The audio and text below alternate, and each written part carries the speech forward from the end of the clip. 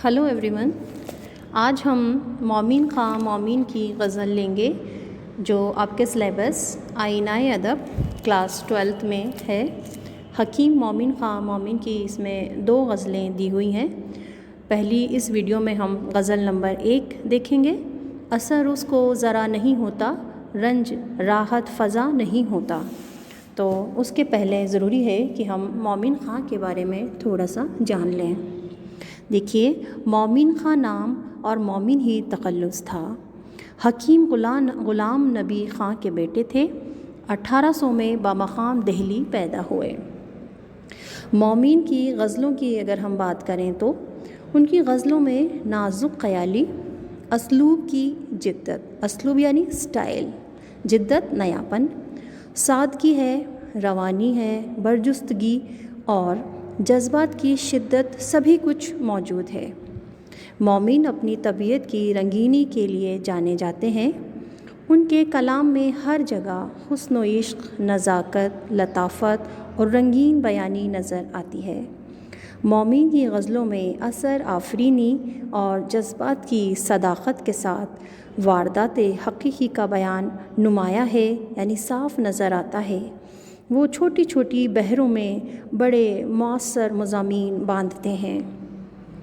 मोमिन अपने मुनफरिद और मख़सूस शेरी मिजाज के सबब उर्दू शायरी में एक अलग ही पहचान रखते हैं। मोमिन ख़ां मोमिन के इस मुख्तसर तारुफ़ के बाद चलिए अब हम शुरू करते हैं उनकी गज़ल नंबर 1 जो हमारे सिलेबस में है उसकी तशरीह करना। लाइन बाय लाइन एक एक लाइन की तशरीह करेंगे हम। गज़ल है, असर उसको ज़रा नहीं होता, रंज राहत फ़ज़ा नहीं होता। क्या कह रहे हैं मोमिन इसके अंदर? ये अपने महबूब की जो कजरवी है, लापरवाही है, उससे आजिज़ आ गए हैं, परेशान हो गए हैं और कहते हैं कि असर उसको ज़रा नहीं होता, ज़रा भी असर नहीं होता उसको। जो भी हम पर गुज़र रही है उसकी वजह से उसको इस बात से बिल्कुल लापरवाही है। और जो रंज है, रंज यानी गम है, राहत फ़ज़ा नहीं होता, खुशी देने वाला नहीं हो सकता रंज। यानी शायर अपने इश्क में तकलीफ़ पसंद, मुश्किल पसंद नहीं है, बल्कि वो उसमें खुशी चाहते हैं और रंज को ऐसा कोई ज़रिया नहीं मानते जिससे उन्हें खुशी हासिल हो। तो ये हमारी इनकी गज़ल का मतला है। गज़ल का मतला, गज़ल का पहला शेर मतला। गज़ल के इस मतले में मोमिन अपने महबूब की कजरवी का इजहार करते हुए कहते हैं कि हमने तो अपने महबूब की खातिर अपनी सारी खुशियाँ लुटा दी, लेकिन उसे हमारी इस हालत का ज़रा भी एहसास नहीं है और इस गम से मुझे किसी तरह की कोई राहत नहीं मिल रही। शायर चाहता है कि उसका महबूब उसकी तरफ तवज्जो करे। अगला शेर देखिए। ज़िक्र अग़यार से हुआ मालूम, हर्फ नासे बुरा नहीं होता।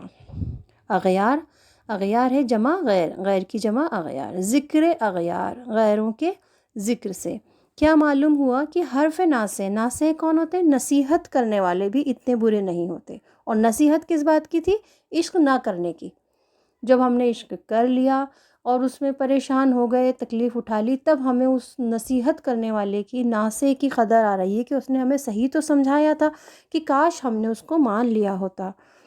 तो इश्क से दूरी और उसके नताइज से बाखबर रहने के लिए जब नासे ने नसीहत की थी तो उसकी अहमियत हमको गैरों की महफ़िल में मालूम हुई। कैसे? कि जब महबूब के बारे में बात हो रही थी, इसीलिए हमको एहसास हुआ कि वाकई नसीहत में हमारा ही फ़ायदा था कि इश्क से दूर रहते तो सुकून मिलता। और अब इनका सुकून जो है छिन गया, तो इनको उस नासे की क़दर आ रही है। अगला शेर देखिए। उसने क्या जाने क्या किया लेकर, दिल किसी काम का नहीं होता। देखिए, मोमिन जो शेर फरमा रहे हैं बहुत आसान इबारत में है और बहुत अच्छा शेरियत के साथ इन्होंने इसको अंजाम तक पहुंचाया है। इसकी तशरीह देखिए कि उसने क्या किया जाने क्या किया लेकर, उसने क्या जाने क्या किया लेकर। तो ये कहते हैं मोमिन साहब کہ اپنے عشق کے بارے میں کہ عشق ایک ایسی بیماری ہے جس کو بھی یہ لگی بس وہ کسی کام کا نہیں رہتا، ہے نا، دل کسی کام کا نہیں ہوتا۔ اسی عشق میں ہم نے اپنا دل محبوب کو دے تو دیا، اس نے نہ جانے کیا کیا کہ اب اس کے سوا اور کوئی خیال دل میں آتا ہی نہیں ہے، دل کسی اور کام کا نہیں رہا۔ اگلا شعر دیکھیے، تم ہمارے کسی طرح نہ ہوئے ورنہ دنیا میں کیا نہیں ہوتا۔ دیکھیے بالکل نثری انداز میں بہترین شعر انہوں نے جو ہے انجام دیا ہے، تحریر فرمایا ہے۔ کہتے ہیں کہ شاعر کیا کہہ رہے ہیں کہ اپنے محبوب سے شکوہ شکایت کرتے ہوئے کہتے ہیں کہ اے میرے محبوب، دنیا میں سارے کام ہوتے ہیں اور ہوتے آ رہے ہیں، لیکن ہم ایک ایسے بدقسمت بد نصیب ہیں کہ ہم نے جو ایک خواہش ظاہر کی اور وہ بھی پوری نہ ہوئی۔ میرا جو تم سے رشتہ رابطہ میں چاہتا تھا وہ کچھ بھی نہیں ہوا، بلکہ تم نے تو الٹا مجھ پر کبھی توجہ بھی نہیں کی۔ تو تم میرے کسی صورت میں نہیں ہوئے، کسی بھی طرح نہیں ہوئے، ورنہ دنیا میں سب کچھ ہوتا ہے۔ اس میں شاعر اپنی ناکامی عشق کی شکایت اپنے محبوب سے کر رہے ہیں کہ تم ہمارے کسی طرح نہ ہوئے ورنہ دنیا میں کیا نہیں ہوتا۔ دیکھیے اگلے شعر پر نظر ڈالتے ہیں، تم میرے پاس ہوتے ہو گویا جب کوئی دوسرا نہیں ہوتا۔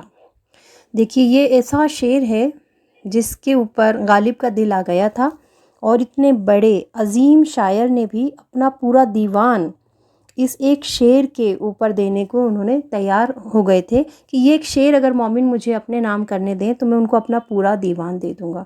ایک شاعر کی بات شاعر جتنی اچھی طرح سمجھ سکتے ہیں عام لوگ نہیں سمجھ سکتے۔ تو انہوں نے کہا کہ تم میرے پاس ہوتے ہو گویا جب کوئی دوسرا نہیں ہوتا۔ اے میرے محبوب، تم ہمیشہ میرے ساتھ ہوتے ہو، تم مجھ سے کبھی جدا ہی نہیں ہوتے، یہاں تک کہ جب میں عالم تنہائی میں ہوتا ہوں، اکیلا ہوتا ہوں، اس وقت بھی میرے خیالوں میں تم موجود ہوتے ہو۔ یہ سچی محبت نہیں تو اور کیا ہے کہ ہمیشہ میرے خیالات میں رہتے ہو۔ یہ مومن کا سب سے اچھا شعر ہے، یعنی جب کوئی نہیں ہوتا جب بھی تم ہوتے ہو، اور بس تم ہی تم ہوتے ہو، تم میرے پاس ہوتے ہو، اور جب تم ہوتے ہو تو مجھے کوئی اور دکھائی ہی نہیں دیتا، یعنی ہر صورت میں، ہر دو صورت میں تم میرے پاس ہوتے ہو اور پھر کوئی اور مجھے نظر ہی نہیں آتا، کسی اور کے ساتھ میں رہ ہی نہیں پاتا۔ اگلا شعر دیکھیے، حال دل یار کو لکھوں کیوں کر، ہاتھ دل سے جدا نہیں ہوتا۔ کیوں کر مینس کیسے؟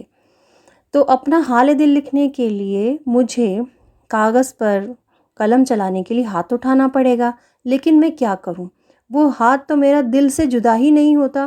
کیوں؟ کیونکہ وہ ہر وقت اس تکلیف میں رہتا ہے میرا دل تیری جدائی کی اور تیری لاپرواہی کی وجہ سے، کہ وہ میرے کو اپنے دل پر ہمیشہ ہاتھ رکھنا پڑتا ہے کہ اس کو سنبھالے رکھوں میں، تو میرا ہاتھ میرے دل سے جدا نہیں ہوتا ہے۔ کیا بتا رہے ہیں اس میں کہ حال دل یار کو لکھوں کیوں کر کیسے؟ مومن کہتے ہیں کہ محبوب کے ہاتھوں ملنے والی تکلیف اور زخم کی وجہ سے ہاتھ ہمیشہ دل پر ہی رہتا ہے تاکہ دل کو سکون مل سکے، لیکن جب اس کو اپنے دل کے حالات لکھنے کا وقت آتا ہے تو پھر وہاں میں مجبور ہو جاتا ہوں کہ سینے سے ہاتھ ہٹا نہیں سکتا، اس لیے لکھنے سے مجبور ہوں۔ اگلا شعر دیکھیے، چارہ دل سوائے صبر نہیں سو تمہارے سوا نہیں ہوتا۔ چارہ مینس علاج، دل کا علاج۔ دل کا علاج کیا ہے؟ صبر ہی ہے، صبر کرنا چاہیے، صبر کی تلقین ہے، لیکن وہ بھی کیسے کہ تم ہی ملو مجھے تبھی صبر آئے گا، یعنی اس کے علاوہ میرے پاس کوئی علاج نہیں ہے۔ مومن کہتے ہیں کہ اس بے قرار دل کا علاج تو صرف صبر ہے، لیکن وہ نہیں ہو رہا۔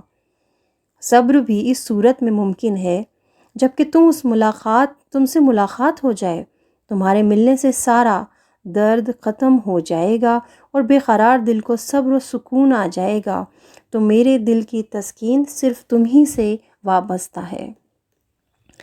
غزل کا آخری شعر مقطع جس میں شاعر اپنا تخلص دیتے ہیں، فرماتے ہیں، کیوں سنے عرض مستر اے مومن، صنم آخر خدا نہیں ہوتا۔